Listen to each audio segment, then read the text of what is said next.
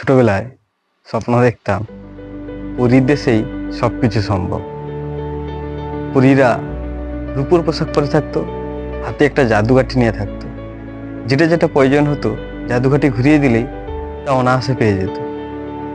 কিন্তু বাস্তবে পরীর দেশের মতোই ভারতের সবচেয়ে ধনী ব্যক্তি মুকেশ আম্বানির ছেলে আনন্দ আম্বানির বিয়েতে দেখা গেল।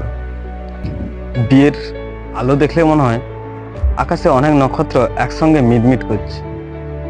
বিয়ের গাড়ি দেখলে মনে হয় ভারতবর্ষের সমস্ত শোরুম একসঙ্গে অর্ডার করেছে। বরের গাড়ি দেখলে মনে হয় কোনো সোনার খনি থেকে গাড়ি তুলে আনা হয়েছে। নতুন বরকনের পোশাক দেখলে মনে হয় তারা সবাই সোনার চাদর পরে আছে।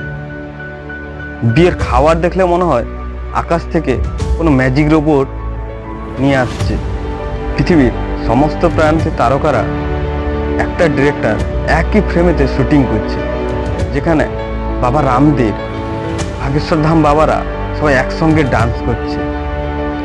যেখানে বিয়ের কার্ড পর্যন্ত একটা পরিবারের সারা জীবনের সঞ্চয়ের থেকেও বেশি।